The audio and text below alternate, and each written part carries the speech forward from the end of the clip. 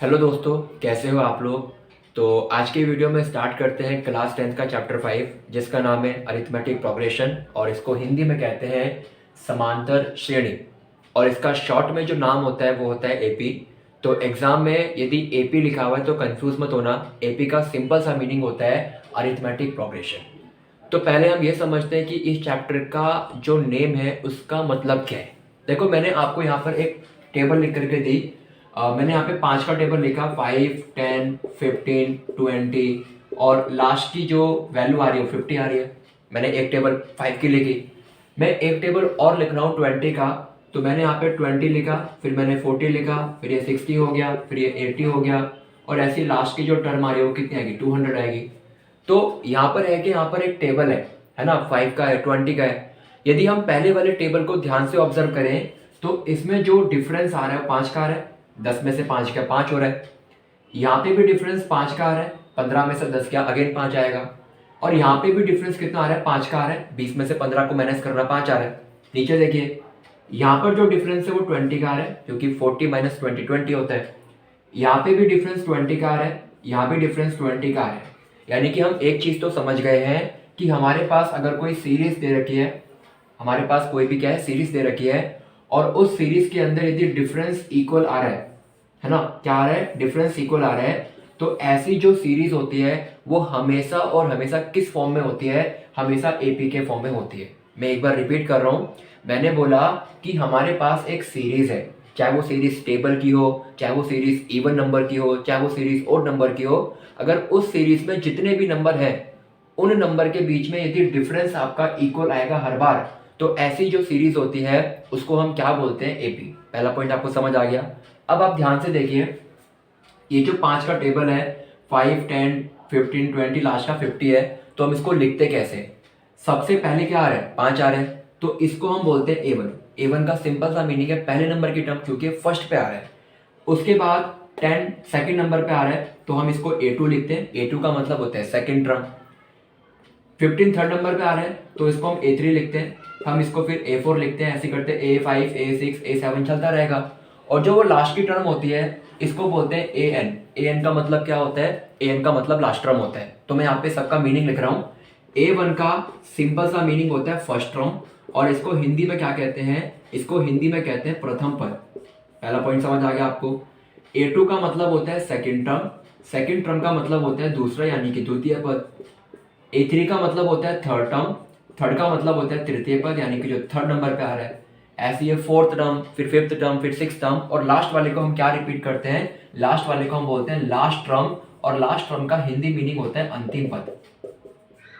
ठीक है। और अभी अभी हमने ऊपर टेबल में ऑब्जर्व किया था कि इनके बीच में डिफरेंस कितना था, डिफरेंस था 5 का। तो डिफरेंस को यहाँ पर हम डी बोलते हैं। डी का सिंपल सा मीनिंग होता है डिफरेंस और इसको हिंदी में क्या कहते हैं, अंतर कहते हैं। ठीक है। अब डिफरेंस आपने कैसे निकाला था, आपने ये 5 कैसे फाइंड आउट किया, आपने बाद वाली संख्या में से पहले वाला माइनस किया, है ना। 10 में से 5 को माइनस करने में 5 आया। तो डिफरेंस का सिंपल सा फॉर्मूला होता है कि आप बाद वाली वैल्यू में से ना पहले वाले को माइनस करते हो। तो ये बाद की वैल्यू A2 है, पहले वाली वैल्यू A1 है। तो जब भी आप कभी A2 में से A1 को माइनस करोगे तो माइनस करने के बाद हमेशा क्या आता है, डिफरेंस आता है। आई होप कि आपको समझ आ गया। मैं एक बार रिपीट कर रहा हूँ। मैंने बोला कि एक ऐसी सीरीज जिसके अंदर हर एक नंबर के बीच में डिफरेंस बराबर होता है तो वो हमेशा एपी में होता है। सेकंड पॉइंट मैंने बोला कि जो फर्स्ट टर्म होते हैं उसको A1 बोलते हैं, सेकंड टर्म को A2 बोलते हैं, थर्ड टर्म को A3 बोलते हैं, फोर्थ को A4 बोलते हैं और लास्ट वाले को AN बोलते हैं।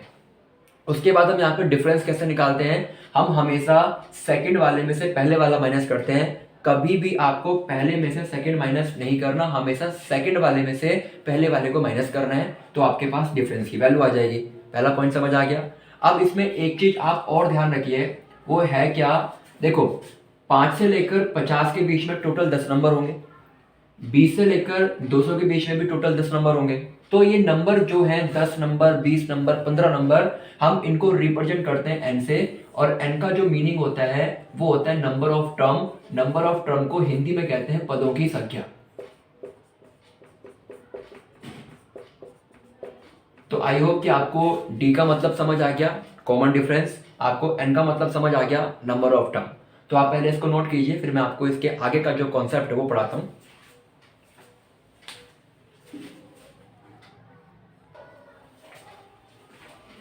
देखिए दोस्तों, अब यहाँ पे ना एक एपी दे रखी है जो भी मैंने आपको बताई थी, A1 A2 A3 A4 और लास्ट की टर्म AN होती है।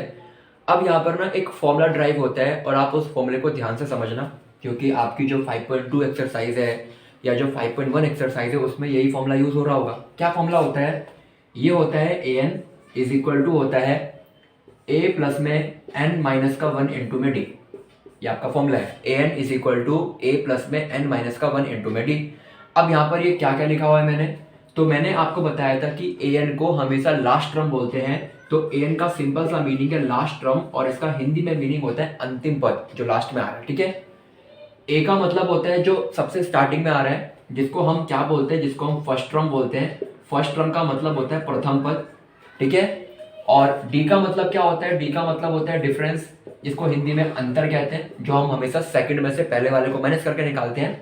और यहाँ पे जो n है, n का मतलब होता है टोटल नंबर ऑफ टर्म, कि इस एपी में टोटल कितनी टर्म है, 5 हो सकती हैं, 10 हो सकती हैं, 20 हो सकती हैं, तो हम उसको बोलते हैं नंबर ऑफ टर्म, यानी कि पदों की संख्या।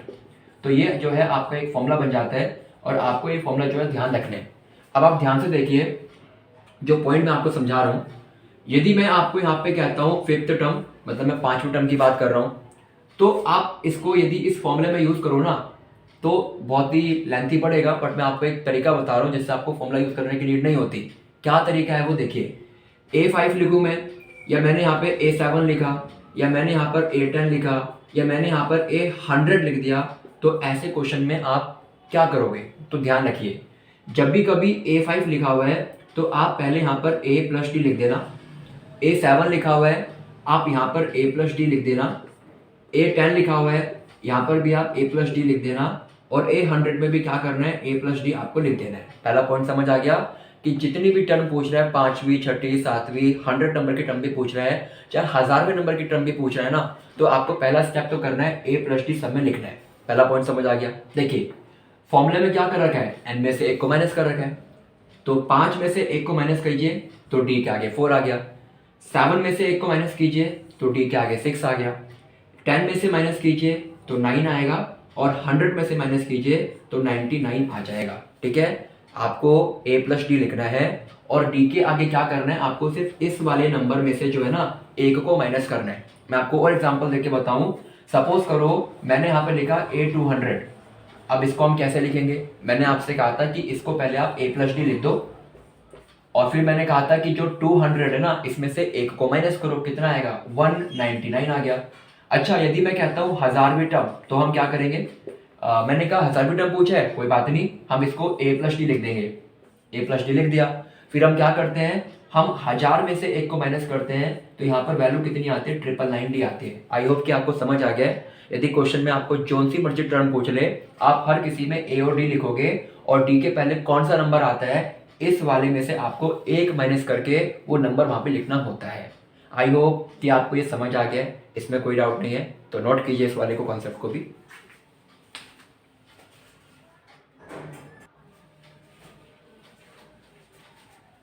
देखिए दोस्तों, अब मैं यहाँ पे जो है आपको 3 टाइप के क्वेश्चन करा रहा हूँ जो 5.1 में यूज हो रखे हैं। तो पहले मैं आपको कॉन्सेप्ट समझाऊंगा, एंड उसके बाद जो है मैं आपको 5.1 के जो क्वेश्चन हैं वो मैं आपको कराऊंगा। देखिए पहला क्वेश्चन तो यहाँ पे नॉर्मल सा है कि हमको ना यहाँ पर A की वैल्यू दे रखी है 5। A की वैल्यू कितनी है? 5 है। और D की जो वैल्यू है वो हमारे पास कितनी है? 2 है। A की वैल्यू 5 है, D की वैल्यू 2 है। और क्वेश्चन में कहता है स्टार्टिंग की 4 टर्म निकालिए। स्टार्टिंग की कितनी टर्म निकालनी है? 4 टर्म निकालनी है। ठीक है, मतलब हमको A1 निकालना है, A2 निकालना है, A3 निकालना है, A4 निकालना है। तो हमें स्टार्टिंग के क्या करने हैं? 4 पद निकालने हैं, 4 टर्म निकालनी है। तो मैंने अभी आपको बताया कि आप पहले यहाँ पर A1 निकालोगे, क्योंकि स्टार्टिंग में तो A1 आता है। उसके बाद आप यहाँ पे A2 निकालोगे, फिर A3 निकालना है, और फिर हमको क्या निकालना है? A4 निकालना है। पहला पॉइंट समझ आ गया। आपको A और D दे रखा होगा, आपको 4 टर्म निकालनी है, A1 A2 A3 A4।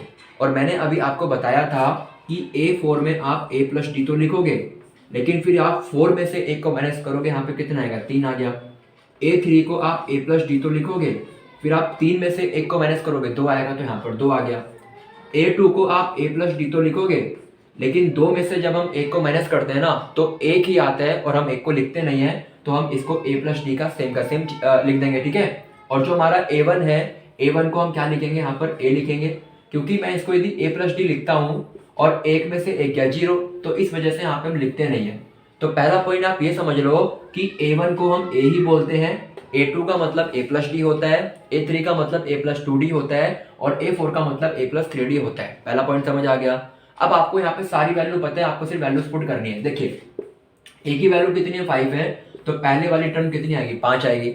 Second पे आना, A की वैल्यू 5 दे रखी है, D की वैल्यू आपको 2 दे रखी है, तो सेकंड टर्म कितनी आ गई, 7 आ गई। सेकंड समझ आ गया। यहाँ पर आइए, A की वैल्यू 5 दे रखी है और D की वैल्यू आपको 2 दे रखी है, तो 2 इंटू 2 करने पे 4, यानी कि ये हमारी टर्म यहाँ पे 9 आ गई। और लास्ट वाले पे आते हैं, A की वैल्यू 5 दे रखी है और D की वैल्यू आपको 2 दे रखी है, तो 5 में आप 6 को ऐड करोगे तो आपकी वैल्यू कितनी आएगी, यहाँ पे 11। तो आपके पास 4 टर्म आ चुकी हैं, 5, 7, 9, 11। समझ आ गया। आपको बस यहाँ पे इतना ध्यान रखना है, A1 का मतलब A होता है, A2 का मतलब A प्लस डी होता है और A3 का मतलब A प्लस 2D, यानी कि आपको हर बार एक एक माइनस करके ही वैल्यू लिखनी पड़ती है। तो आई होप कि आपको ये वाला क्वेश्चन समझ आ चुका है। अब इसके बाद हम स्टार्ट करते हैं नेक्स्ट क्वेश्चन से।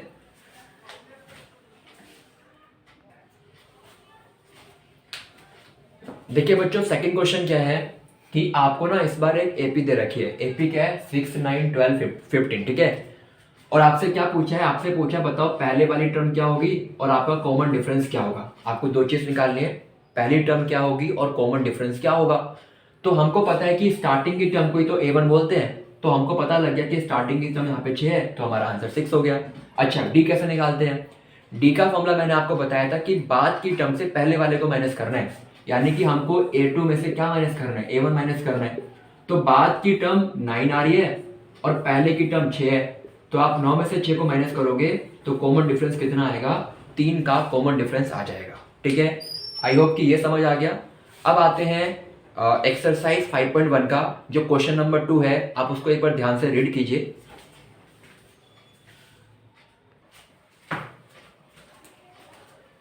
देखिए बच्चों, 5.1 जो एक्सरसाइज है उसका जो सेकंड क्वेश्चन है उसमें क्या लिखा हुआ है, कह रहे right first 4 term of the AP. आपको एपी की 4 टर्म लिखनी है, मतलब A1, A2, A3, A4, ये 4 टर्म आपको लिखनी है।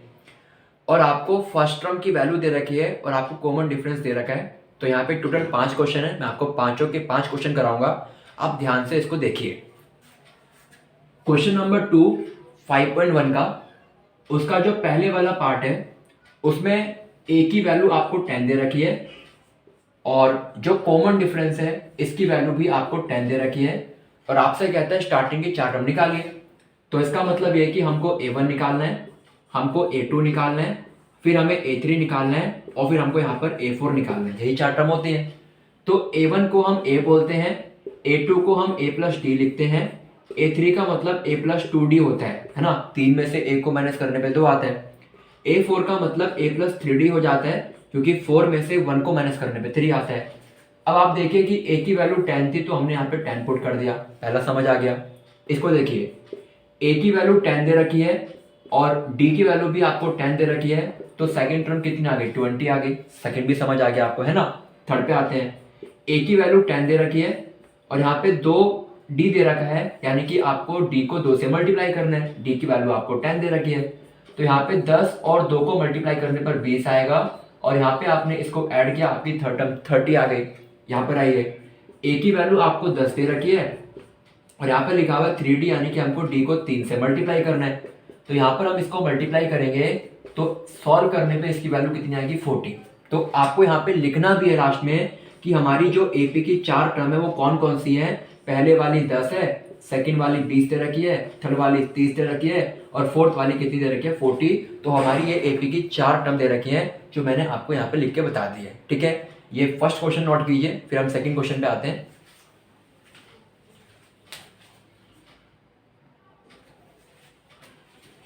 देखिए बच्चों, सेकंड जो क्वेश्चन है 5.1 के सेकंड का सेकंड जो है, इसमें आपको A की वैल्यू दे रखी है नेगेटिव की 2 और आपको कॉमन डिफरेंस दे रखा है 0 और 4 टर्म निकालनी है, मतलब आपको A1, A2, A3, A4 निकालना है। तो पहले हम A1 निकालते हैं। तो मैंने आपको बताया था कि A1 को हम A ही रीड करते हैं और आपको A की वैल्यू कितनी पता है, नेगेटिव की 2। इसका मतलब है कि फर्स्ट टर्म यहाँ पर नेगेटिव 2 आ रही है। ठीक है, सेकंड पर आइए, A2 निकालनी है और हमको पता है कि A2 को हम A+D लिखते हैं, है ना। और A की वैल्यू कितनी है, नेगेटिव की 2 है और D की वैल्यू 0 है। तो 0 को तो वैसे हम छोड़ देते हैं, तो 0 का आप हटा देना, बचा क्या, ओनली यहाँ पर -2। तो यहाँ पे ये भी टर्म कितनी आ गई आपकी, ये भी टर्म आपकी -2 आ चुकी है ना। सेकंड समझ आ गया। अब A3 पर आते हैं और A3 का सिंपल सा मीनिंग होता है A+2D। और A की वैल्यू कितनी है आपकी, -2 दे रखी है और D की वैल्यू आपकी 0 दे रखी है। तो किसी भी नंबर को जब आप 0 से मल्टीप्लाई करते हो वो 0 हो जाता है और उसको हम हटा देते हैं। तो अगेन यहाँ पर कितना बचा, अगेन यहाँ पर आपका -2 बच रहा है। और जब आप A4 निकालोगे तो A4 का सिंपल सा मीनिंग होता है A+3D। यही होता है। A की वैल्यू कितनी है, A की वैल्यू आपकी -2 दे रखी है और उसके बाद D की वैल्यू कितनी है, 0 है। तो किसी भी नंबर को जब हम 0 से मल्टीप्लाई करते हैं आंसर 0 आता है। तो अगेन यहाँ पे कितना बचा, -2 बचा। तो हम यहाँ पे देख पा रहे हैं कि यहाँ पे चारों टर्म इक्वल आ रही हैं। तो यहाँ पर आपको लिखना है कि जो हमारी AP है ना, उसमें पहली टर्म भी -2 है, सेकेंड टर्म भी -2 है, थर्ड टर्म भी -2 है और फोर्थ टर्म भी क्या आ रही है, यहाँ पे -2 आ रही है। आई होप कि आपको ये क्वेश्चन समझ आ गया, तो इसको भी नोट कीजिए।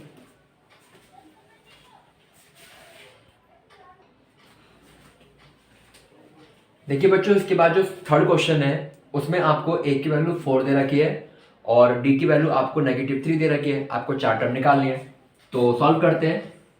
A1 का मतलब A होता है और A की वैल्यू कितनी है आपके पास, 4, यानी कि पहली वाली टर्म कितनी आ गई, 4 आ गई। सेकंड टर्म निकालते हैं।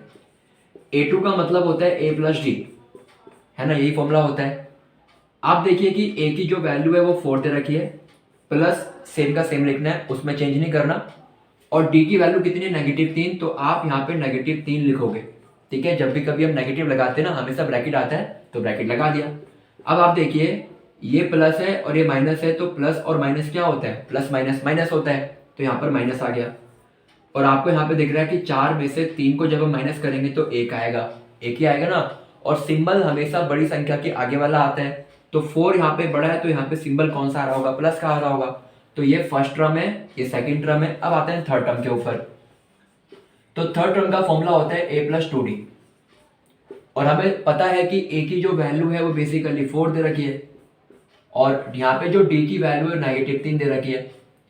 आप फिर सॉल्व करोगे, और मैंने आपको इससे पहले वाली वीडियो में बताया था कि हम हमेशा पहले नंबर को मल्टीप्लाई करते हैं, है ना।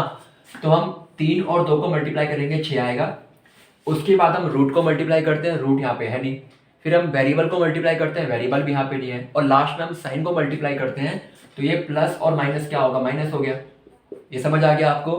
अब आप सिंबल को ध्यान से लगाइएगा, क्योंकि आपको पता है कि 4 के आगे सिंबल कौन सा है, प्लस का है। कुछ भी नहीं होता, हम प्लस लेके चलते हैं, है ना। अब देखिए ये प्लस और ये माइनस, तो प्लस माइनस क्या होते हैं, माइनस होता है। इसका मतलब मुझे माइनस करना है, तो 6 में से 4 को माइनस कीजिए, आपकी वैल्यू यहाँ पर 2 आएगी।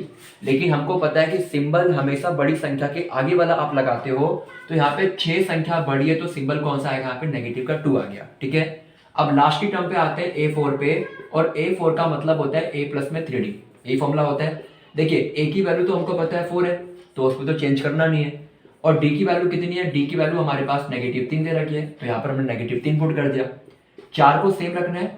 अगेन भाई यहाँ पे कॉन्सेप्ट आ गया ना कि पहले हम नंबर को मल्टीप्लाई करते हैं, तो 3 को 3 से करने पे 9 आएगा। फिर आप यहाँ पे सिंबल को मल्टीप्लाई करोगे, तो ये प्लस और माइनस का मल्टीप्लीकेशन माइनस हो गया। और फिर अगेन 4 के आगे सिंबल कौन सा है, प्लस का है, और प्लस और माइनस क्या होता है, माइनस होता है। तो 9 में से 4 को माइनस करना 5 आएगा, और सिंबल आएगा बड़ी संख्या के आगे वाला, मतलब कि यहाँ पर नेगेटिव सिंबल आ रहा है। तो 4 टर्म हमारे पास आ चुकी है। फर्स्ट टर्म ये रही, सेकंड टर्म ये रही, थर्ड टर्म -2 है, और फोर्थ टर्म कितनी आपकी, -5 है, ठीक है।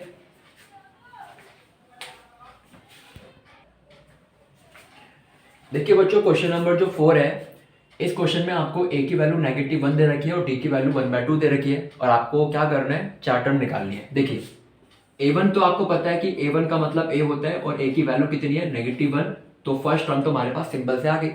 अब आते हैं A2 पर। तो A2 का सिंपल सा मीनिंग होता है A+ में D, है ना। A2 का मतलब ये होता है। A की वैल्यू कितनी है, -1 है, और D की वैल्यू कितनी है, 1/2 है। यहाँ पे हमने लिख दिया। अब सॉल्व कैसे करते हैं, तो मैंने आपको पहले वाली वीडियो में ना सारे कॉन्सेप्ट पढ़ा रखे थे कि हम किस तरीके से फ्रैक्शन को सॉल्व करते हैं, तो यहाँ पर भी वही कॉन्सेप्ट अप्लाई हो रहा है। तो जिस बच्चे ने वो वीडियो नहीं देखे, पहले वो वीडियो जाकर के देखे, ताकि आपको इस चैप्टर में कोई भी प्रॉब्लम ना आए कैलकुलेशन करते टाइम पर। देखिए कैसे करना है। 1 के नीचे कुछ भी नहीं है, इसका मतलब कितना होता है, 1 होता है। पहला पॉइंट समझ आ गया। फिर हम क्या करते हैं, नीचे के नंबर को करते हैं मल्टीप्लाई। तो 1 और 2 का मल्टीप्लाई कितना होता है, 2 होता है, तो यहाँ पर मैंने 2 लिख दिया। उसके बाद हम यहाँ पर क्रॉस मल्टीप्लाई करते हैं कि 2 को -1 से करोगे तो माइनस का 2 आ रहा होगा, 1 को 1 से करोगे तो यहाँ पर 1 आ रहा होगा, और सिंबल प्लस का मैंने यहाँ पे सेम का सेम लिखा है। अब देखिए माइनस और प्लस क्या होता है, माइनस प्लस होता है माइनस। तो इसका मतलब यह है कि मुझे माइनस करना है, 2 में से 1 को माइनस करना है, 1 आ गया। और सिंबल हम कौन सा लगाते हैं, जो नंबर बड़ा होता है। यहाँ पे बड़ा नंबर कौन सा है, 2 बड़ा है, तो यहाँ पे सिंबल क्या आएगा, नेगेटिव आ जाएगा। समझ आ गया। अब थर्ड टर्म पर आते हैं, A3 निकालना है। और A3 का मतलब क्या होता है, A प्लस में 2D होता है। तो A की वैल्यू -1 दे रखी है और D की वैल्यू आपको 1/2 दे रखी है। और मैंने आपसे बताया था कि जब कभी मल्टीप्लाई का सिंबल हो तो ऊपर और नीचे की वैल्यू कट जाती है। तो माइनस का 1 प्लस का 1 और ये भी कैंसिल हो गया क्योंकि सिंबल अलग अलग है और नंबर तो सेम है। तो काटने पे हमारी थर्ड टर्म कितनी आ गई, यहाँ पर 0। समझ आ गया। अब A4 पे आइए। तो A4 का सिंबल सा मीनिंग होता है A प्लस में 3D। ये फॉर्मूला होता है, A की वैल्यू -1 दे रखी है और D की वैल्यू कितनी है, 1/2 है ना। 2 से 3 तो कटता है नहीं, तो आप मल्टीप्लाई कर दो। तो यहाँ पर 3 को 1 से मल्टीप्लाई करने पे 3 आ रहा है। आई होप आपको यहाँ तक समझ आ गया। सॉल्व कैसे करेंगे इसको आगे। इसके नीचे कितना होता है, 1 होता है ना। कुछ भी ना हो तो हमेशा 1 लेके चलना है। मल्टीप्लाई करना है नीचे के नंबर को, 2 को 1 को मल्टीप्लाई करने पे 2 आता है। फिर आपको क्रॉस मल्टीप्लाई करना है। 2 को -1 से करोगे -2, 3 को 1 से करोगे यहाँ पे प्लस का 3 आ गया। और यहाँ पे अगेन वही साइन का कॉन्सेप्ट अप्लाई हो रहा है कि प्लस और माइनस हमेशा माइनस होते हैं, यानी कि आपको माइनस करना है। तो 3 में से 2 को माइनस करो, 1 आ रहा होगा। और सिंबल कौन सा लगाएंगे, जो संख्या बड़ी है, बड़ी यहाँ पर 3 है, तो सिंबल कौन सा आ गया, प्लस का आ गया। तो 4 टर्म हमारे पास आ गई। पहले की टर्म ये रही, सेकेंड टर्म ये रही, थर्ड टर्म यहाँ पे 0 आ रही है और फोर्थ टर्म जो है यहाँ पे 1/2 आ रही है। ठीक है।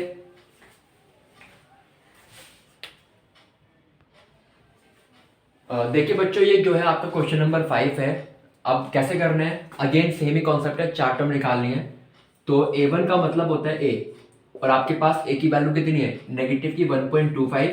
तो फर्स्ट टर्म यहाँ पे सेम रहने वाली है, नेगेटिव की 1.25। ठीक है। अब सेकंड टर्म पे आते हैं, और सेकंड टर्म का फॉर्मूला होता है A प्लस में D।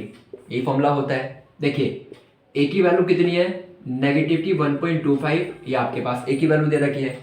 ये सिंबल सेम का सेम लिखना है, उसमें आपको चेंज नहीं करना। और यहाँ पे डी की वैल्यू कितनी है, नेगेटिव की 0.25, ये आपके पास डी की वैल्यू दे रखी है। अब इसको आप सॉल्व कैसे करोगे, तो आपको पता है कि ये दो सिंबल, जब कभी भी दो सिंबल लगातार आएंगे तो हमें सीधे मल्टीप्लाई करना है। प्लस माइनस क्या होता है, माइनस होता है, तो यहाँ पर हमने माइनस लिख दिया।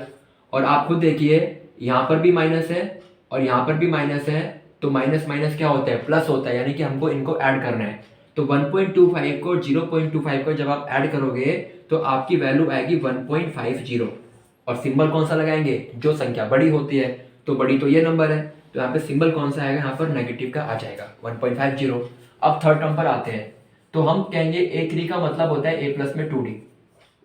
A की वैल्यू कितनी है, 1.25 A की वैल्यू है, और D की वैल्यू कितनी है, नेगेटिव की 0.25, ये D की वैल्यू दे रखी है। अब क्या करोगे आप जो है नंबर को पहले मल्टीप्लाई करते हैं, तो 2 को यदि हम 0.25 से मल्टीप्लाई करेंगे तो 0.50 आ जाएगा, तो यहाँ पर 0.50 आ गया। और फिर सिंबल की बात करें तो प्लस और माइनस क्या होते हैं, माइनस होता है। अगेन देखो, माइनस माइनस क्या होता है, प्लस होता है, ऐड कीजिए। तो 1.25 में 0.50 को ऐड करेंगे तो नेगेटिव का 1.75, ये आपकी थर्ड टर्म आ गई। अब फोर्थ टर्म के ऊपर आते हैं, तो फोर्थ टर्म का मतलब होता है A प्लस में 3D, और A की वैल्यू कितनी है, नेगेटिव की 1.25, और यहाँ पे D की वैल्यू कितनी है, नेगेटिव की 0.25। आप पहले क्या करोगे, आपको पता है कि हमेशा पहले हम नंबर को मल्टीप्लाई करते हैं। तो 3 को जब आप 0.25 से मल्टीप्लाई करोगे तो 0.75 आ जाएगा। फिर साइन को कीजिए, प्लस और माइनस क्या होता है, माइनस होता है। अब आपको दिख रहा है कि माइनस माइनस तो प्लस हो गया, तो आप इनको जो है ऐड कीजिए, तो आपकी वैल्यू आएगी यहाँ पर नेगेटिव की 2। तो 4 टर्म आ रही है, पहली जो है नेगेटिव 1.25, सेकेंड 1.50 नेगेटिव में, थर्ड नेगेटिव 1.75, और फोर्थ यहाँ पे क्या नेगेटिव का 2 है। ठीक है, तो नोट कीजिए इसको।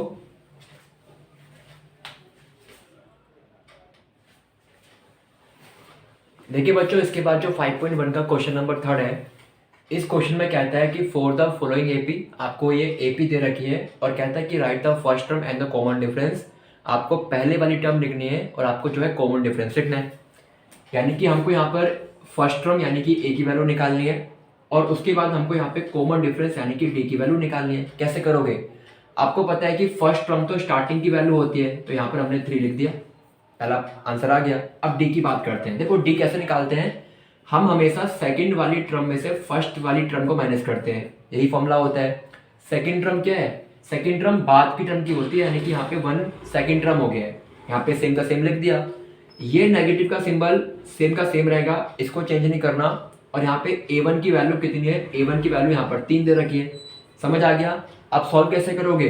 तो इसके आगे सिंबल है प्लस का। प्लस और माइनस क्या होता है? प्लस माइनस होता है माइनस, यानी कि आपको माइनस करना है। तो 3 में से 1 को माइनस करने पे 2 आएगा। और सिंबल कौन सा आता है? जो नंबर बड़ा होता है, यहाँ पे 3 बड़ा है तो सिंबल कौन सा आएगा? -2। समझ आ गया? सेकंड पे आते हैं। फर्स्ट टर्म कितनी है? फर्स्ट टर्म -5 है, उसको तो चेंज करने की नीड ही नहीं है। और डिफरेंस कैसे निकालते हैं? सेकंड में से फर्स्ट वाले को हमेशा माइनस करते हैं। देखिए सेकंड की टर्म -1 दे रखी है, ये वाला सिंबल सेम का सेम लिखना है, इसमें चेंज नहीं करना। और a1 की वैल्यू कितनी है? नेगेटिव की 5 है, तो आपको यहाँ पे नेगेटिव का 5 सेम का सेम लिख देना है। अब आपको क्या करना होता है, जब भी कभी 2 सिंबल लगातार आ जाए ना, तो पहले आप उसको सॉल्व करते हो। तो ये माइनस और माइनस क्या होता है? प्लस होता है, तो यहाँ पर सिंबल प्लस का आ गया। अब आप देखिए प्लस और माइनस होता है माइनस, आपको माइनस करना है। 5 में से 1 गया 4 और सिंबल कौन सा आएगा? जो नंबर बड़ा है, 5 यहाँ पे बड़ा है, तो सिंबल कौन सा आएगा? प्लस का 4 आएगा। ठीक है, तो इसको भी नोट कीजिए।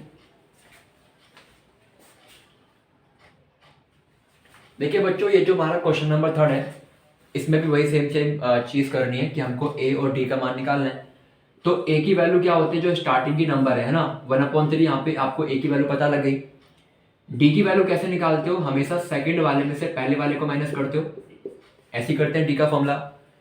सेकंड टर्म क्या है? 5/3 और ये नेगेटिव सिंबल सेम रहता है, चेंज नहीं करना। और a1 की वैल्यू कितनी है? 1/3।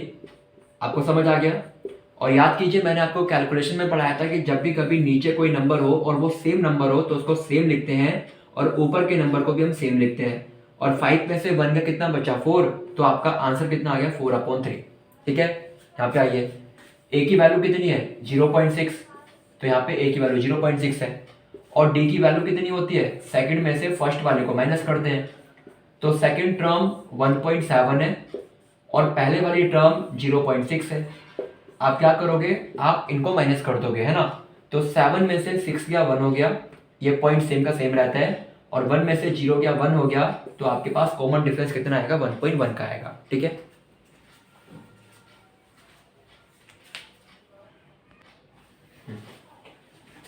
देखिए बच्चों, जो क्वेश्चन नंबर 4 है, इस क्वेश्चन नंबर 4 में क्या लिखा हुआ है? कह रहा है which of the following are AP, इनमें से कौन कौन सी एपी हैं। If they form an AP, यदि वो एपी में है तो कॉमन डिफरेंस लिखिए एंड राइट 3 मोर टर्म। ठीक है, यानी कि हमको ये चेक करना है कि इसमें कौन कौन सी टर्म एपी में है। अगर वो एपी में है तो कॉमन डिफरेंस की वैल्यू आपको बतानी है और जो अगली 3 टर्म होंगी वो टर्म आपको लिखनी है। अब हम चेक कैसे करते हैं कि कोई टर्म एपी में है या एपी में नहीं है? तो सिंपल सा तरीका होता है, आप ध्यान से इसको अंडरस्टैंड कीजिए। ये जो हमारे पास एपी है, इसमें पहले वाली टर्म को बोलते हैं A1, यही बोलते हैं। सेकंड वाले को बोलते हैं A2, थर्ड वाले को बोलते हैं A3 और फोर्थ वाले को बोलते हैं A4। ठीक है, तो यहाँ पे 4 टर्म होते हैं A1, A2, A3, A4। हमें क्या करना है? हमें ना चेक करना है कि ये एपी में है या एपी में नहीं है। तो एपी में चेक करने का ओनली एक तरीका होता है कि इसका डिफरेंस निकालो, और अगर सब में डिफरेंस सेम आएगा तो वो एपी में है। तो क्या करोगे? तो आपको यहाँ पे 2 डिफरेंस निकालने हैं, एक आप यहाँ पे D1 निकालने वाले हो और एक यहाँ पे D2 निकालने हैं। 2 डिफरेंस निकालने हैं। अब फॉर्मूला क्या यूज करेंगे? देखो D1 में स्टार्टिंग की 2 टर्म का डिफरेंस लेना है, मतलब आपको यहाँ पर A2 में से A1 माइनस करना है। ठीक है, और D2 में आपको थर्ड और 2 को माइनस करना है। समझ आ गया? मतलब कि D1 में 2 में से 1 माइनस करना है और D2 में 3 में से 2 माइनस करना है। तो आपको पता है कि 2 की वैल्यू यहाँ पर 4 आ रही है और 1 की वैल्यू यहाँ पर 2 आ रही है, तो डिफरेंस कितना आएगा? डिफरेंस यहाँ पर आएगा 2 का। ऐसे यहाँ पर हम ऑब्जर्व करें तो यहाँ पे थर्ड टर्म की वैल्यू कितनी है? 8 है और सेकंड की वैल्यू कितनी है? 4 है, तो डिफरेंस कितना आ रहा है? 4। क्या डिफरेंस बराबर आ रहे हैं? नहीं आ रहे। तो यहाँ पर आपको लिखना है क्योंकि D1 and D2 is not equal, इसका मतलब ये है कि it is not in an AP, ये एपी में नहीं है। ठीक है, तो समझ आ गया आपको क्या करना है, आपको D1 निकालना है, D2 निकालना है। अगर दोनों बराबर होंगे तो वो एपी में होगा, अगर बराबर नहीं है तो वो एपी में नहीं होगा। तो मैं आपको सारे के सारे पार्ट कराऊंगा। पहले आप ये फर्स्ट पार्ट जो है नोट कीजिए। देखिए बच्चों, ये सेकंड क्वेश्चन है जिसमें आपको एपी दे रखी है 2,5/2, 3, 7/2 और हमें चेक करना है कि ये एपी फॉर्म हो रही है। तो कैसे करोगे, आप पहले यहाँ पे D1 निकालते हो, D1 का मतलब 2 में से आप 1 माइनस करते हो, और उसके बाद हम D2 निकालते हैं, और D2 का फॉर्मूला क्या होता है, आप यहाँ पे 3 में से 2 को माइनस करते हो, है ना। तो क्या करना है, यहाँ पे वैल्यूज पुट करनी है।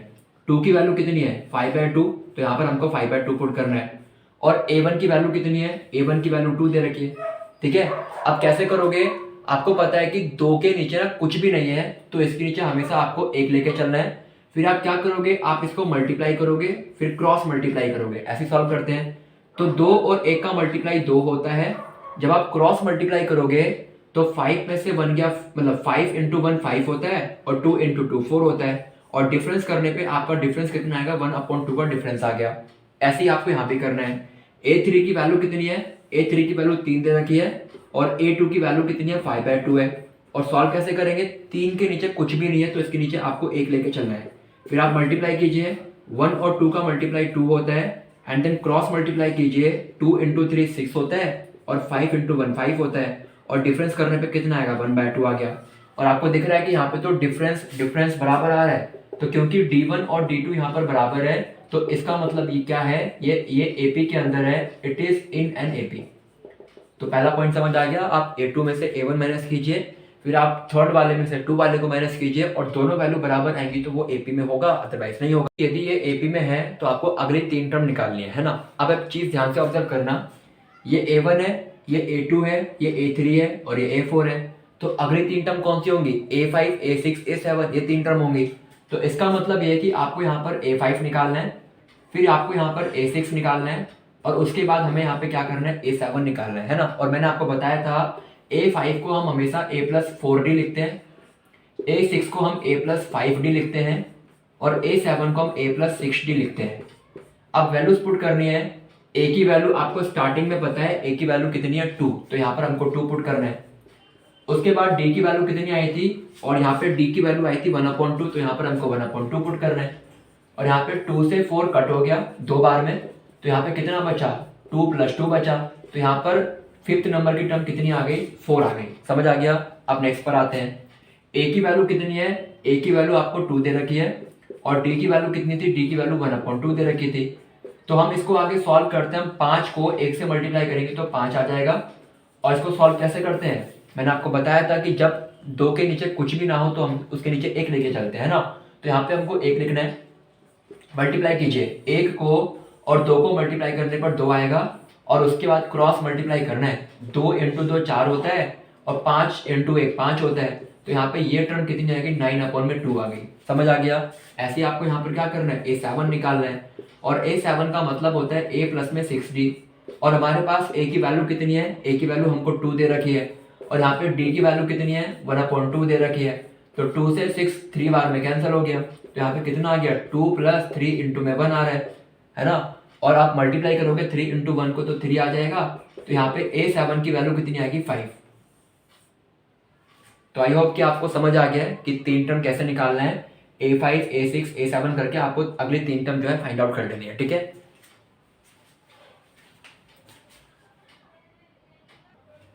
देखिए बच्चों, क्वेश्चन नंबर 3 है। इसमें भी आपको सेम ही करना है। पहले चेक करना है ये एपी में है या एपी फॉर्म नहीं हो रही है। तो पहले हम यहाँ पे D1 निकालेंगे। D1 का मतलब होता है सेकंड में से आपको पहले वाली टर्म माइनस करनी है, यही करते हो।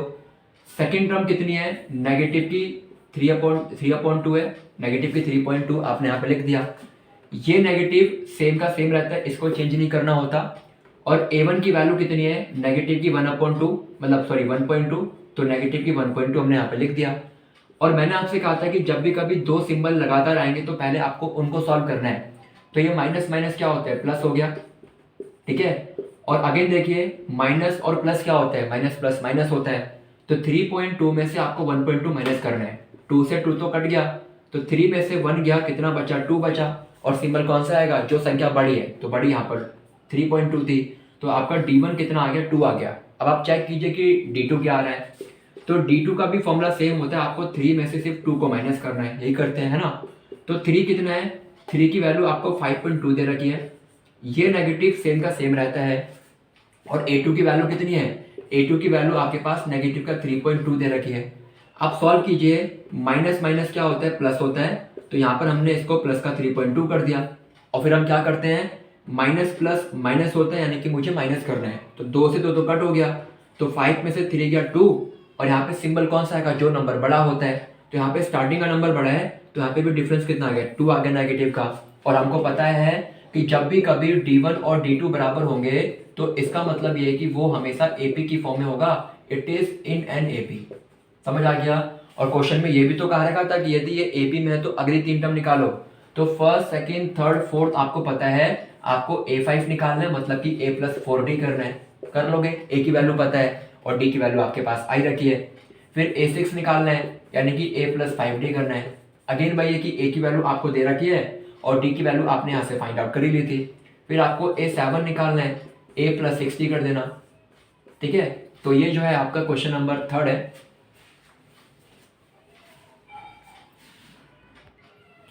इसके बाद आते हैं क्वेश्चन नंबर 4 पे।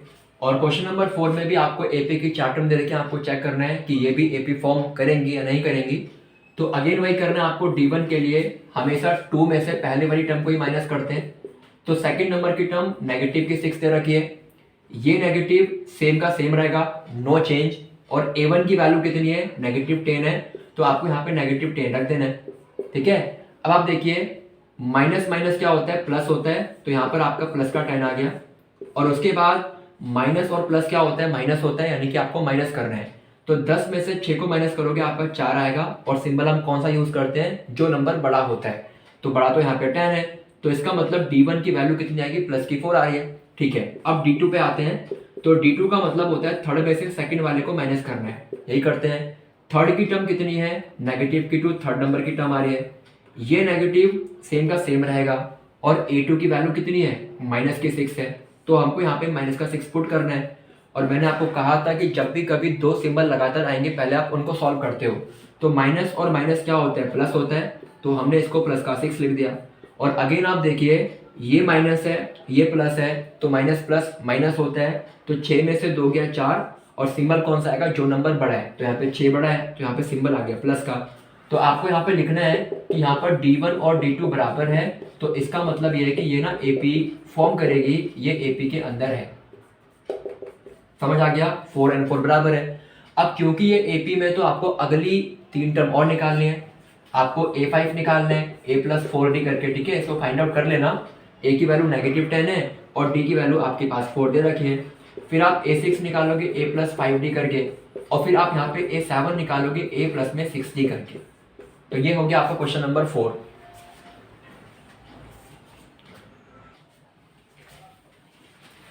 देखिए बच्चों, आपका क्वेश्चन नंबर 5 है और इसमें रूट दे रखा है, तो हम सॉल्व कैसे करेंगे, ये भी आसान होते हैं। तो पहले आप यहाँ पे D1 निकालते हो, D1 का मतलब होता है A2 में से आप A1 को माइनस करते हो, है ना।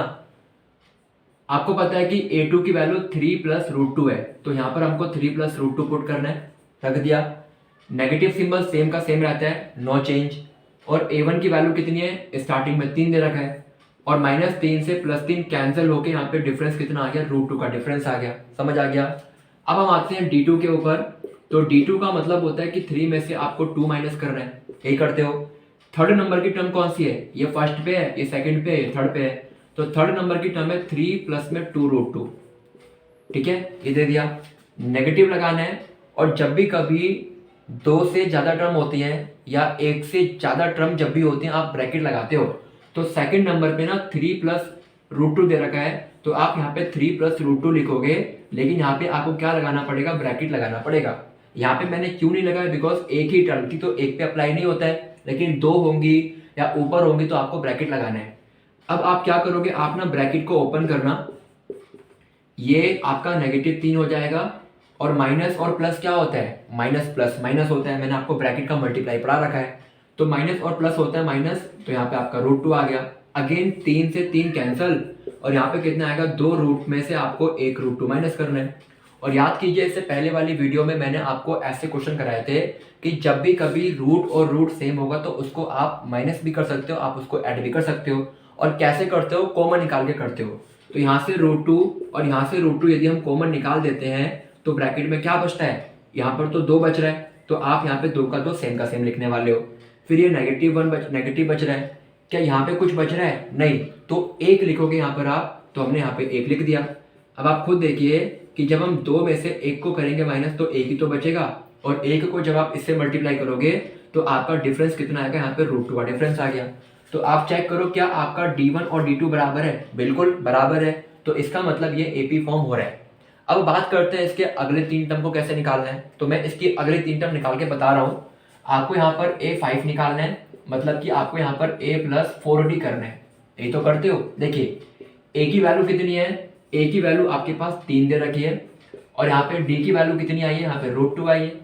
हमको तो पता है कि नंबर और रूट कभी मल्टीप्लाई होता नहीं है, तो 3 को और 4 रूट 2 को आप सेम का सेम लिख दोगे, तो ये हो गई आपकी 5वें नंबर की टर्म।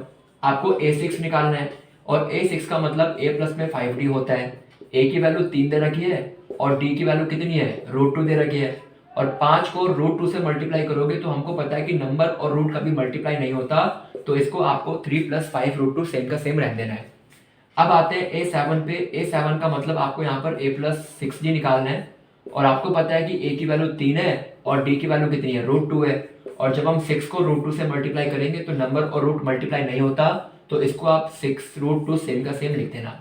अगर आपके मन में ये आ रहा हो कि हम यहाँ पे 3 और 5 को ऐड भी तो कर सकते हैं, नहीं, आपको ऐसा नहीं करना, क्योंकि मैंने आपको कंडीशन पढ़ाई थी कि नंबर हमेशा नंबर से ही प्लस माइनस होता है, बट ये तो नंबर के साथ रूट का कॉम्बिनेशन है, तो इसको ऐड नहीं करना।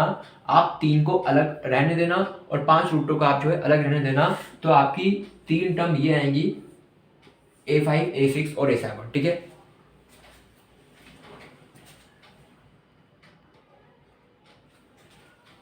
इसके बाद नेक्स्ट क्वेश्चन है क्वेश्चन नंबर 6। इसमें भी अगेन हमें सेम चीज चेक करनी है। तो पहले हम D1 निकालते हैं। D1 का मतलब होता है सेकंड में से आपको फर्स्ट टर्म माइनस करनी है ना। तो सेकंड टर्म कितनी है, 0.22, और फर्स्ट टर्म कितनी है, 0.2। कैसे करोगे माइनस, आप ऐसे करते हो कि 0.22 तो ऊपर लिखना है, मतलब पहली टर्म ऊपर आती है, सेकंड टर्म नीचे की तरफ आती है, और जब हम इसको माइनस करेंगे तो कैसे करेंगे माइनस, देखो इसके नीचे तो कुछ भी नहीं है, तो आप इसको सेम का सेम लिख दीजिए, है ना, कुछ करने की नीड होती नहीं है। यहाँ पे 2 में से 2 गया, 0 आ गया, और 0 में से 0 के बाद तो यहाँ पे 0 बचना चाहिए, और यहाँ पे पॉइंट सेम का सेम आ रहा होगा, है ना। तो आपका जो डिफरेंस आ रहा है वो 0.02 आ रहा है, ये आपका D1 की वैल्यू आ रही है। अब D2 निकालिए। तो D2 का फॉर्मूला होता है कि आपको 3 में से जो है 2 माइनस करना है, और यहाँ पे थर्ड नंबर की टर्म कितनी है, 0.222। 0.222 मैंने यहाँ पे लिख दिया, और सेकंड टर्म कौन सी है, 0.22, तो मैंने यहाँ पे 0.22 लिख दिया। कैसे करोगे माइनस, पहले वाली टर्म को ऊपर की तरफ लिखना है और सेकंड वाली टर्म को नीचे लिखना है। और माइनस कैसे करते हैं, क्योंकि इसके नीचे कुछ भी नहीं है, तो इसको आप सेम का सेम लिखोगे, चेंज करने की नीड नहीं है। 2 में से 2 गया 0, 2 में से 2 गया 0, और यहाँ पे 0 में से 0 के बाद 0 बचना चाहिए, तो आपका यहाँ पे डिफरेंस कितना रहा है, 0.002। और चेक कर लो, यहाँ पे पॉइंट के बाद ओनली एक 0 है, यहाँ पॉइंट के बाद 2 0, यानी कि डिफरेंस तो बराबर नहीं है। तो यहाँ पर आपको सिंपल सा पॉइंट लिखना है कि क्योंकि D1 और D2 बराबर नहीं है, तो इसका मतलब ये समांतर श्रेणी में नहीं है, it is not in an AP। तो आई होप कि आपको समझ आ गया क्वेश्चन नंबर 6।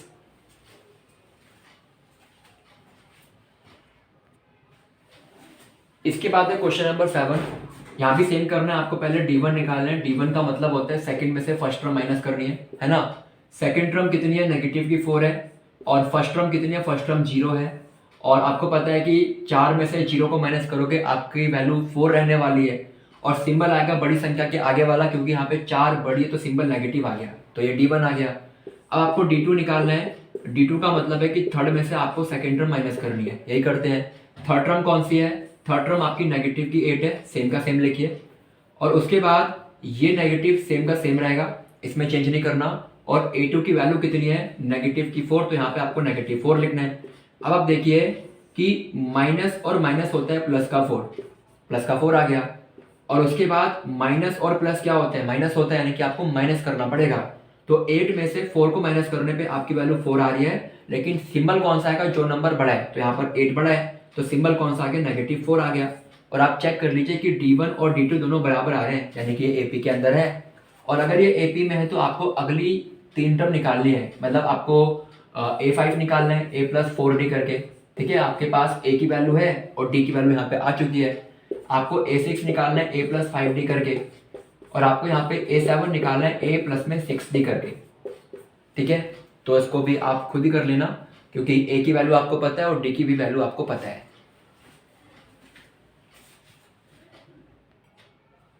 इसके बाद आते हैं क्वेश्चन नंबर 8 पे। यहाँ भी आपको सेम चीज करनी, पहले आप D1 निकालोगे, सेकंड में से पहले वाले को माइनस करना है। और देखिए सेकंड टर्म आपके पास नेगेटिव की 1/2 दे रखी है, ये नेगेटिव सेम रहता है। और A1 की वैल्यू आपके पास नेगेटिव की 1/2 दे रखी है। समझ आ गया। हम क्या करते हैं, पहले हम वो सॉल्व करते हैं जहाँ पे दो सिंबल ना लगातार आते हैं। तो यहाँ पे नेगेटिव नेगेटिव पॉजिटिव हो गया, और आप एक चीज खुद ऑब्जर्व करो, ये पॉजिटिव ये नेगेटिव कट के D1 कितना आ गया, 0 आ गया। अच्छा, अब आप आइए D2 के ऊपर। और D2 का फॉर्मूला क्या होता है कि आप हमेशा थर्ड में से सेकंड को माइनस करते हो, और थर्ड नंबर की टर्म कितनी है, ये भी नेगेटिव की 1/2 दे रखी है, ये नेगेटिव सेम रहेगा। और A2 की वैल्यू भी आपके पास नेगेटिव की 1/2 दे रखी है। आप क्या करोगे, आप यहाँ पे माइनस माइनस प्लस दे रखा है तो इसको ऐसे लिख देना है, और यहाँ भी दोनों चीज सेम सेम कैंसिल हो गई, तो यहाँ भी बराबर आ गया 0। तो क्योंकि यहाँ पे D1 D2 बराबर आ रहा है, इसका मतलब ये एपी में है। फिर आपको क्या करना है, आपको अगली टर्म निकालना है, आपको A5 निकालना है, यानी कि A+4D कर देना है। उसके बाद आपको यहाँ पर A6 निकालना है, यानी कि A+5D करना है। और उसके बाद आपको यहाँ पर A7 निकालना है, यानी कि आपको A+6D करना है। ठीक है, देखिए दोस्तों, इसके बाद जो क्वेश्चन नंबर है वो क्वेश्चन नंबर 9 है। आपको यहाँ पे पहले D1 निकालना है, यानी कि आपको A2 में से A1 माइनस करना है। तो A2 3 है, A1 1 है, तो 3 में से 1 को माइनस करने पे वैल्यू कितनी आ रही है, 2 आ रही है। फिर आप यहाँ पे D2 निकालना, D2 का मतलब होता है कि थर्ड में से आपको 2 माइनस करना है। और थर्ड नंबर पे 9 है, सेकंड नंबर पे 3 है, तो 9 में से 3 को माइनस करना है, 6 आ रहा है। तो क्या दोनों बराबर आ रहे हैं, नहीं आ रहे हैं। तो यहाँ पर क्योंकि D1 एंड D2 बराबर नहीं है, तो इसका मतलब ये है कि ये एपी फॉर्म नहीं कर रहे हैं, नॉट इन एन एपी। ठीक है, समझ आ गया कैसे करना है। नेक्स्ट पर आते हैं क्वेश्चन नंबर 10 पर। तो यहाँ भी आपको सेम करना है, पहले आप D1 निकालोगे, A2 में से आपको A1 माइनस करना है। और चेक करो A2 की वैल्यू 2A दे रखी है और A1 की वैल्यू आपको A दे रखी है। और मैंने आपको बताया था कि ऐसे क्वेश्चन में ना आप कॉमन निकाल के करते हो। तो यहाँ से A और यहाँ से A को जब आप कॉमन निकालोगे तो क्या बच रहा होगा, यहाँ पे 2 बच रहा है, यहाँ नेगेटिव है, और यहाँ पे कुछ भी नहीं, यानी कि यहाँ पे आपको 1 लिखना है। ठीक है, एंड देन क्या करना है, 2 में से 1 को माइनस कीजिए, 1 आ गया, और 1 को मल्टीप्लाई करने पर सेम नंबर आता है, यानी कि आपकी वैल्यू A आ गई। ठीक है, अब आप D2 निकालिए। D2 का मतलब होता है कि थर्ड में से आपको 2 माइनस करना है, और थर्ड नंबर की टर्म कितनी है, 3A दे रखी है, और सेकंड नंबर की टर्म कितनी है, 2A दे रखी है। क्या करोगे आप, यहाँ पे कॉमन निकालना है, तो A को और A को कॉमन निकाल देना। तो यहाँ पर 3 माइनस में 2 बच रहा है, 3 बच रहा है, नेगेटिव बच रहा है, 2 बच रहा है, और 3 में से 2 गया 1, तो क्योंकि यहाँ पर भी डिफरेंस कितना आ गया, A आ गया। तो आपको यहाँ पे दिख रहा है कि A1 A2 बराबर है, तो ये AP में है। फिर आपको अगली 3 टर्म निकालनी है, A5 A6 और A7। ठीक है,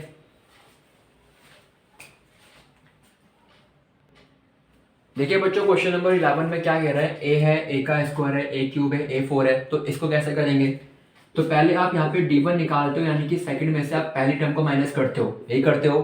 A2 की वैल्यू कितनी है, A का स्क्वायर है, और A1 की वैल्यू कितनी है, A है। अब इसको कैसे करें, यहाँ तो पावर आ रही है, तो नो प्रॉब्लम, आप ऐसा करो कि पावर को ना ब्रेक कर दो।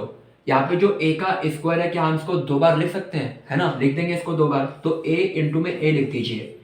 अब आप कॉमन निकालिए, यहाँ से A और यहाँ से A तो कॉमन आ गया, तो क्या बच रहा है ब्रैकेट के अंदर, यहाँ पर A बच रहा है, यहाँ नेगेटिव बच रहा है, यहाँ तो कुछ भी नहीं है, यानी कि A। तो आपके डिफरेंस की वैल्यू आएगी A ब्रैकेट में A-1।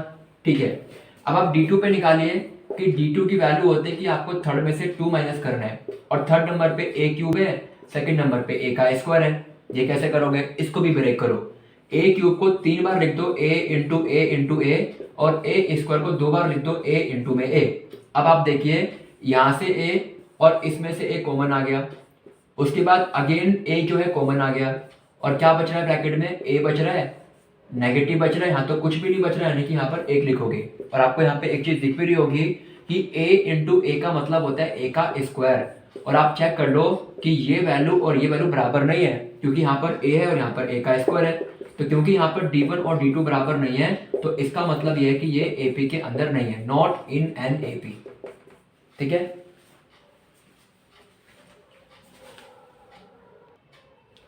देखिए बच्चों ये क्वेश्चन कैसे करेंगे, इसमें भी आपको रूट दिख रहा है। तो पहले आप यहाँ पे D1 निकालते हो और D1 का फॉर्मूला क्या होता है कि सेकंड में से आप पहले वाले को माइनस करते हो। सेकंड नंबर पे √8 है और फर्स्ट नंबर पे √2 है। अब आप ऐसा मत करना कि आप यहाँ पे 8 में से 2 को माइनस करके √6 लिख दो, नहीं ऐसा नहीं करते, क्योंकि कंडीशन मैंने आपको बताई थी पहले वाली वीडियो में कि सेम रूट को ही आप प्लस माइनस करते हो, तो यहाँ तो सेम तो है नहीं। तो ऐसा करो आप ना, इसको ब्रेक करो। कैसे ब्रेक करोगे, तो 8 का मतलब होता है 2 इंटू 2 इंटू 2, ये आपकी वैल्यू आ गई 8 की। ये √2 तो सेम रहने वाला है। और आपने पहले कभी पढ़ा हो क्लास 8th में, क्लास 9th में, कि जब भी हम कभी रूट के अंदर दो नंबर को देखते हैं तो उनका पेयर बन रहा है ना, एक को जब आप बाहर निकाल दोगे एक नंबर बाहर आ गया, इसका तो पेयर नहीं बन रहा है तो इसको आप रूट में ही छोड़ देना। और अब यहाँ पे एक चीज चेक कर लो कि √2 और √2 सेम सेम है। सॉल्व कैसे करते हो, कॉमन निकाल करके।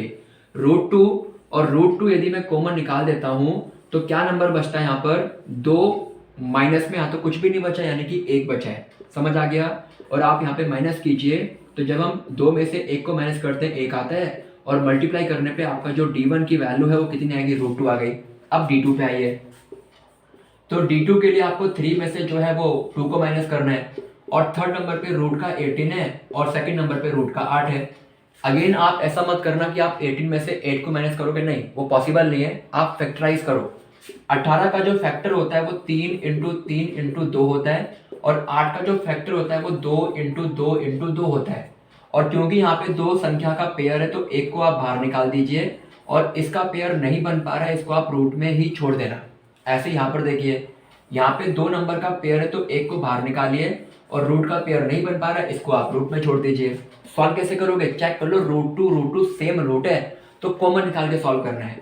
तो यहाँ से आप √2 और यहाँ से जब आप √2 कॉमन निकालोगे तो क्या बच रहा होगा, ब्रैकेट में 3 बच रहा होगा, नेगेटिव बच रहा है, और यहाँ पे 2 बच रहा है। और 3 में से 2 को जब आप माइनस करोगे तो 1 तो आएगा ही।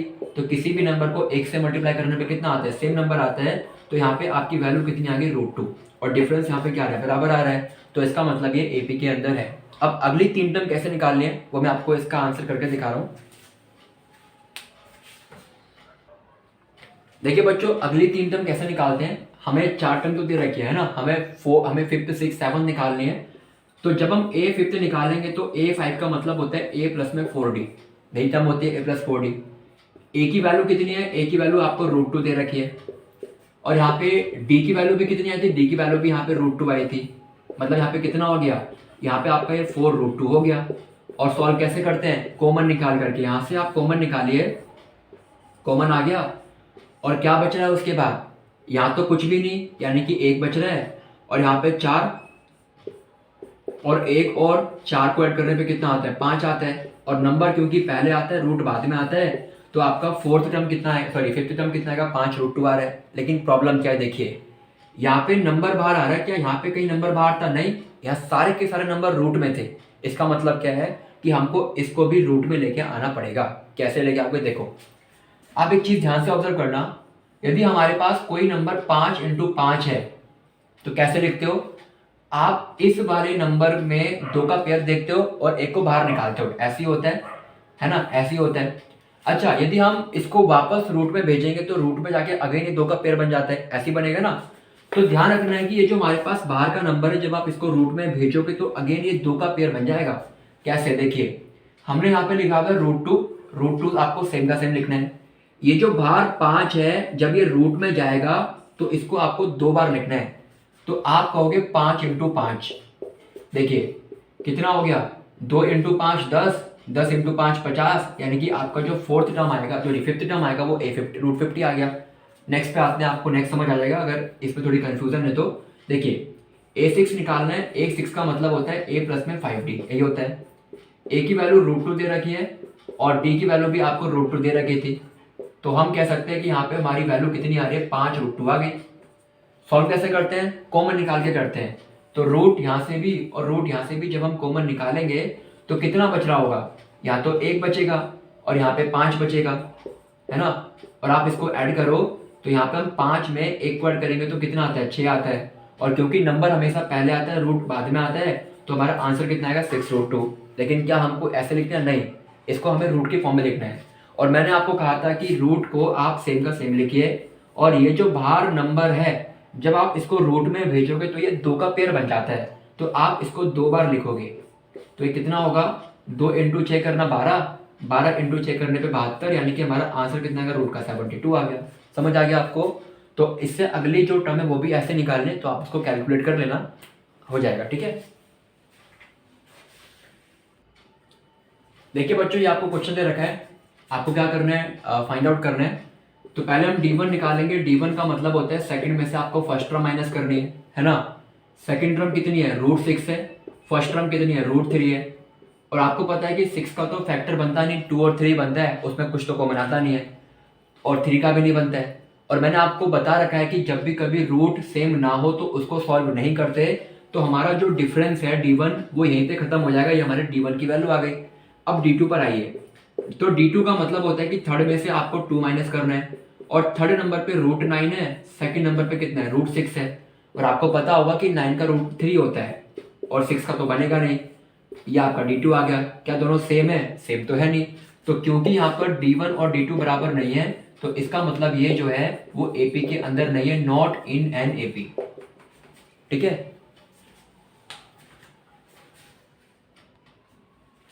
देखिए बच्चों, ये लास्ट क्वेश्चन है। इसके बाद एक और क्वेश्चन है, वो भी सेम तरीके से करना है। तो मैं आपको ये क्वेश्चन करा रहा हूँ, इसके बाद का क्वेश्चन आप खुद ट्राई कीजिएगा। तो पहले हम d1 निकालेंगे। d1 का मतलब है सेकंड में से फर्स्ट माइनस करना है। सेकंड टर्म कितनी है? 3 का स्क्वायर है। फर्स्ट टर्म कितनी है? 1 का स्क्वायर है। आप यहाँ पे चाहे तो a प्लस बी का फॉर्मूला यूज कर सकते हो, a plus B, a minus B, या आप सीधे सॉल्व कर देना। 3 का स्क्वायर होता है 9, 1 का स्क्वायर होता है 1, और डिफरेंस करने पे कितना आ रहा है? 8 आ रहा है। ठीक है, फिर आप यहाँ पे d2 निकालिए, और d2 का मतलब होता है कि आप 3 में से 2 को माइनस कीजिए। थर्ड नंबर पे क्या आ रहा है? 5 का स्क्वायर। सेकंड पे क्या आ रहा है? 3 का स्क्वायर आ रहा है।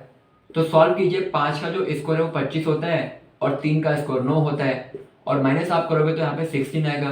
और आपको यहाँ पे दिख भी रहा है कि दोनों टर्म तो बराबर नहीं है, तो इसका मतलब कि यहाँ पे d1 और d2 बराबर नहीं है, तो इसका मतलब ये AP के अंदर नहीं है, it is not in an AP। ठीक है, और इसके बाद वाला जो क्वेश्चन है वो भी सेम तरीके से करना है, तो आप इसको ट्राई कीजिएगा। अभी 5.1 का एक लास्ट क्वेश्चन और बचा हुआ है, क्वेश्चन नंबर 1, तो वो खत्म कराते हैं, एंड देन 5.1 आपका पूरा कंप्लीट हो जाएगा। ठीक है, देखिए बच्चों, 5.1 का जो पहला क्वेश्चन है उसमें क्या लिखा हुआ है? In which of the following situation, कौन सी स्थिति में does the list of number involve make an arithmetic progression and why. कह रहा है आपको 4 क्वेश्चन दे रखे हैं, आपको सारे क्वेश्चन को पढ़ना है और ये चेक करना है कि उनमें से कौन सा AP फॉर्म कर रहा है और कौन सा AP फॉर्म नहीं कर रहा है। तो हम पहले से स्टार्ट करते हैं। देखिए पहले वाले में क्या लिखा हुआ है। कह रहा है कि the taxi fare after each kilometre when the fair is ₹15 for the first kilometre and ₹8 for each additional kilometre. Simple सा क्वेश्चन है। कह रहा है taxi fare after each kilometre when the fair is ₹15 for the first kilometre. जब starting का जो 1 kilometre है उसका किराया ₹15 दे रखा है, और उसके बाद यदि आप और आगे जाओगे तो आपको ₹8 पे करना है। मैं आपको डायग्राम की हेल्प से समझाता हूँ। सपोज करो ये कोई एक प्लेस दे रखा है, ये ए है, और यहाँ पर जो है एक टैक्सी खड़ी है। ये क्या है? एक टैक्सी है। टैक्सी के 2 पहिए दे रखे हैं, और यहाँ पे कह रहा है कि ए से लेकर बी पे टैक्सी को जाना है, और डिस्टेंस मान के चलते हैं कितना है? 1 किलोमीटर। जब ये स्टार्टिंग का 1 किलोमीटर कवर करेगी तो इसको पे करने होते हैं कितने? ₹15। पहला पॉइंट समझ आ गया। जब ये बी से लेकर सी जाएगी एडिशनल किलोमीटर, एडिशनल का मतलब होता है कि एक किलोमीटर जब ये एक्स्ट्रा जाएगी ना, तो यहाँ पे आपको ₹8 पे करने हैं। ऐसे अगर ये सी से लेकर डी पे जाएगी 1 किलोमीटर, तो अगेन आपको ₹8 पे करने हैं। अगर ये आगे जाएगी और 1 किलोमीटर, तो अगेन आपको क्या करना है? ₹8 पे करने हैं। समझ आ गया कि स्टार्टिंग में तो जाने के लिए आपको ₹15 पे करने हैं, लेकिन जब जितना वो आगे जा रही है 1 किलोमीटर एक्स्ट्रा, तो आपको हर बार ₹8 पे करने हैं। अब देखो इसको AP में कैसे करोगे। पहले आप A1 देखिए। A1 कितना है? A1 तो यहाँ पे ₹15 है। समझ आ गया। अच्छा, A2 पर आना। A2 क्या होगा? पहले टैक्सी A से लेकर B पे गई तो ये A1 आ गया। अब टैक्सी जब A से लेकर C पर जाएगी तो 15 और 8 को आपको ऐड तो करना है ना। तो कितना आ गया आपका? 23 आ गया। अब आप A3 पे आइए। A3 का मतलब है कि टैक्सी को ए से लेकर डी पर जाना है। तो कितना किराया हो गया, 15 प्लस 8 प्लस 8, यानी कि ये आपकी वैल्यू आएगी 31। आपको 3 टर्म निकालनी पड़ते हैं, उसके ऊपर निकालते नहीं हो। तो आपके पास 3 टर्म आ गई, A1 A2 और A3। अब आपको चेक करना है क्या ये AP है। चेक कैसे करते हो, D1 निकाल के चेक करते हो। तो आप पहले D1 निकालिए कि सेकंड में से आप पहले वाले को माइनस कीजिए। सेकंड टर्म 23 है, पहले वाली 15 है, और डिफरेंस करने पे कितना आ रहा है, 8 आ रहा है। ऐसे ही आप D2 चेक कीजिए। D2 का मतलब होता है कि थर्ड में से आपको सेकंड वाला माइनस करना है। थर्ड टर्म 31 है, सेकंड टर्म 23, यहाँ पे भी डिफरेंस 8 का आ रहा है, बराबर आ गया। इसका मतलब ये AP है। सिंपल सा क्वेश्चन है। आपको जब भी कभी ऐसे कोई क्वेश्चन दे रखे होंगे तो आपको हमेशा जो है 3 टर्म निकालनी है, मैक्सिमम 4 निकालनी पड़ते हैं, उसके ऊपर नहीं निकालते हो। और जब 3 टर्म आपकी आ जाए तो आप डिफरेंस निकाल के चेक करना कि कौन सी AP में है और कौन सी AP में नहीं है, ठीक है।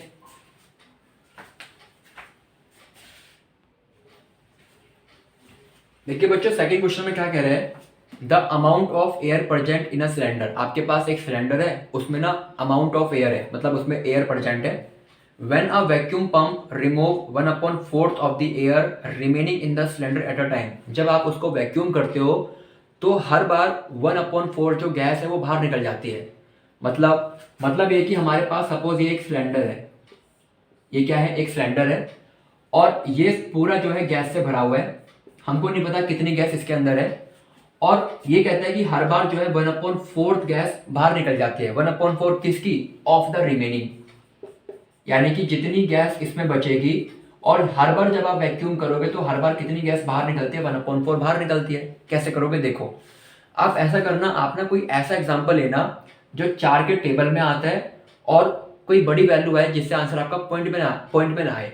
मतलब आप 4 भी ले सकते हो, 8 भी ले सकते हो, 16 भी ले सकते हो, 64 भी ले सकते हो, लेकिन आप कोई बड़ी वैल्यू लेना ताकि आपका आंसर पॉइंट में ना आए। तो मैं 64 लेके चल रहा हूँ।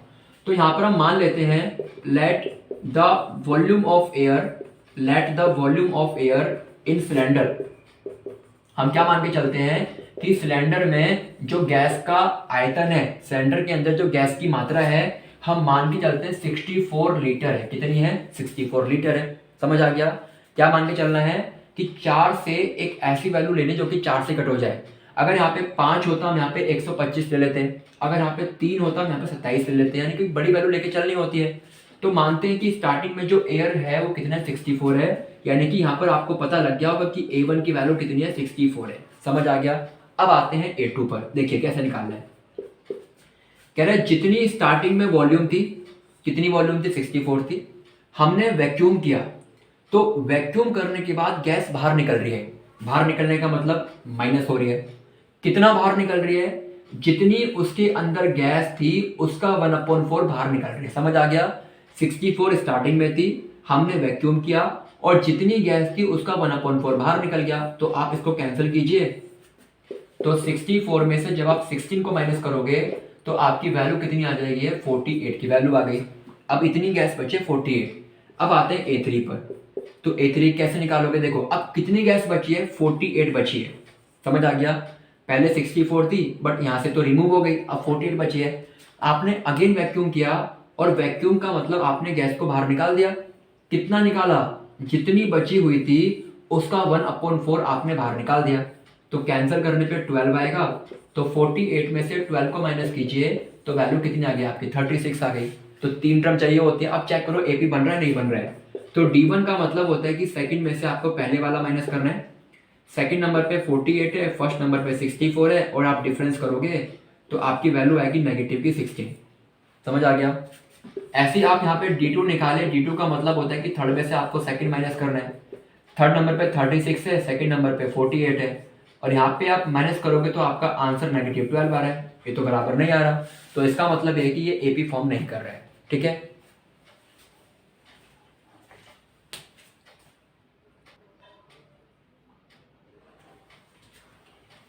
देखिए बच्चों, इसके बाद जो क्वेश्चन नंबर 3 है उसमें कह रहा था cost of digging a well. एक कुएं को आप खोद रहे हो, after every metre of digging when it cost 150 rupees for the first metre. आपने क्या किया, आपने 1 मीटर गड्ढा खोदा और आपको जो है 150 रुपए की पेमेंट मिल गई। लेकिन उसके बाद जो है जब आप 1 मीटर एक्स्ट्रा खोदते रहोगे ना तो आपको 50 रुपए हर 1 मीटर के एक्स्ट्रा मिल रहे होंगे। मतलब ये सपोज एक मिट्टी, एक पूरी जगह है, एक जमीन है। आपने जब स्टार्टिंग में 1 मीटर गड्ढे को खोदा तो आपको मिले कितने, 150 रुपए। ठीक है। अब जैसे ही आपने 1 मीटर और खोदा एक्स्ट्रा, तो आपको 50 रुपए एक्स्ट्रा और मिल गए, मतलब टोटल आपको 200 मिल गए होंगे। जब आपने 1 मीटर एक्स्ट्रा और खोदा तो आपको अगेन जो है 50 रुपए मिल गए। यानी कि हर बार 50 रुपए एक्स्ट्रा बढ़ते जा रहे हैं। आप एपी निकालो, A1 की वैल्यू कितनी है, 150 रुपए है। A2 कितना है, कितने से वैल्यू बढ़ रहे हैं, 50 रुपए से वैल्यू बढ़ रहे हैं ना, तो आपको यहाँ पे 150 प्लस 50 मिलेंगे, यानी कि आपको 200 मिल जाएगा। ऐसे आप जब A3 निकालोगे तो 150 स्टार्टिंग में था, सेकंड नंबर पे 50, फिर आपको 50 मिल रहा है, तो यहाँ पे कितना हो गया, 250 हो गया। समझ आ गया। अब चेक कीजिए कि एपी है तो D1 का मतलब होता है कि आपको सेकंड में से फर्स्ट माइनस करना है। सेकंड नंबर पे 200 है, फर्स्ट नंबर पे 150 है, डिफरेंस करने पे कितना आ गया, 50 आ गया। समझ आ गया। फिर आप यहाँ पे D2 निकाले, D2 का मतलब होता है कि आपको थर्ड में से सेकंड माइनस करना है। तो थर्ड पे 250 है, सेकंड पे 200 है, और डिफरेंस करने पे 50 आ गया। और क्योंकि यहाँ पे दोनों वैल्यू बराबर आ रही है, इसका मतलब ये एपी फॉर्म हो रहा है।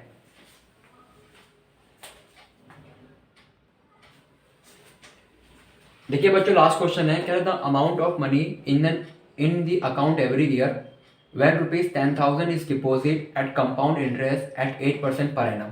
देखो दो कॉन्सेप्ट होते हैं। एक कॉन्सेप्ट होता है सिंपल इंटरेस्ट का, यानी कि साधारण ब्याज का। एक होता है कंपाउंड इंटरेस्ट का, यानी कि मिश्रधन ब्याज का, या चक्रवर्ती ब्याज बोलते हैं। तो सिंपल इंटरेस्ट का मतलब क्या होता है कि मैंने स्टार्टिंग में जितना अमाउंट डिपॉजिट किया है, मुझे हर साल उसी अमाउंट के ऊपर ना इंटरेस्ट मिल रहा है। जैसे मैंने कहा कि मेरे पास स्टार्टिंग में 1,000 रुपये थे। मेरे पास कितने थे स्टार्टिंग में, 1,000 रुपये थे, और मेरे को इस पे इंटरेस्ट मिल रहा होगा कितने का, सपोज 8% हर साल मिल रहा है मेरे को इंटरेस्ट। तो मैंने कहा कि ये स्टार्टिंग का ईयर है, स्टार्टिंग के ईयर में मैंने 1,000 रुपये डिपॉजिट कर दिए। ठीक है। अब जैसे ही एक साल खत्म होगा तो मेरे को 1,000 का 8% मिलेगा। तो 1,000 का यदि मैं 8% कर देता हूं तो कितना होगा, आपकी वैल्यू यहां पे आएगी 800, सॉरी 80 आएगी। समझ आ गया। तो स्टार्टिंग में 1,000 रुपये मैंने डिपॉजिट किए और मुझे at the end of the year कितना अमाउंट मिल गया, 80 रुपये अमाउंट मिल गया एक्स्ट्रा, यानी कि इंटरेस्ट के रूप में मिल गया। अब सेकंड ईयर खत्म हुआ तो अगेन मुझे 1,000 रुपये के ऊपर मिल रहा है 8% का इंटरेस्ट। अगेन कितना मिल रहा है, 80 मिल रहा है। अगेन थर्ड ईयर खत्म हुआ तो अगेन मुझे 1,000 रुपये के ऊपर मिल रहा है, यानी कि 8%, यानी कि ये भी कितना हो गया, 80 हो गया। यानी कि आप ये चीज समझ लो कि जब भी कभी हमारा हर साल अमाउंट ऑफ इंटरेस्ट सेम रहता है तो उसको बोलते हैं सिंपल इंटरेस्ट, यानी कि साधारण ब्याज। समझ आ गया। जब भी कभी हर साल हमें सेम अमाउंट पे इंटरेस्ट मिलता है और वो इंटरेस्ट अमाउंट हर साल सेम रहता है तो ऐसा इंटरेस्ट क्या कहलाता है, सिंपल इंटरेस्ट कहलाता है। लेकिन कंपाउंड इंटरेस्ट क्या होता है, आप उसको भी समझिए। कंपाउंड का मतलब होता है कि इंटरेस्ट के ऊपर इंटरेस्ट मिल रहा है। देखो 1,000 रुपए के ऊपर आपने देखा कि आपको एक साल के एंड में 8% मिला, मतलब 80 रुपए का मिला था, तो 80 मिल गया। अब जैसे ही सेकेंड ईयर खत्म होगा ना तो क्या होगा, देखो जो मैंने अमाउंट इन्वेस्ट किया था उस अमाउंट के ऊपर तो मेरे को 8% मिलेगा, लेकिन जो मेरे को at the end of 1 year interest मिला था ना, मेरे को उस इंटरेस्ट के ऊपर भी मिलेगा। समझ आ गया क्या कह रहा हूं मैं। सिंपल सा पॉइंट है, जब भी कभी आपको प्रिंसिपल अमाउंट के ऊपर इंटरेस्ट मिलता है और इंटरेस्ट की वैल्यू सेम रहती है तो वो जो इंटरेस्ट है वो सिंपल इंटरेस्ट है। जब कभी आपको प्रिंसिपल अमाउंट पे भी इंटरेस्ट मिल रहा है, इंटरेस्ट के ऊपर भी इंटरेस्ट मिल रहा है, तो उस इंटरेस्ट को हम बोलते हैं कंपाउंड इंटरेस्ट। और आप एक चीज ये ध्यान रखिए, जब भी कभी क्वेश्चन सिंपल इंटरेस्ट का है तो वो क्वेश्चन हमेशा एपी में होता है, और जब कभी क्वेश्चन कंपाउंड इंटरेस्ट का है तो वो कभी भी एपी में नहीं होता। समझ आ गया। बट यदि आपको इसको लिख करके सॉल्व करना है तो किस तरीके से लिखते हैं वो मैं आपको समझाता हूं।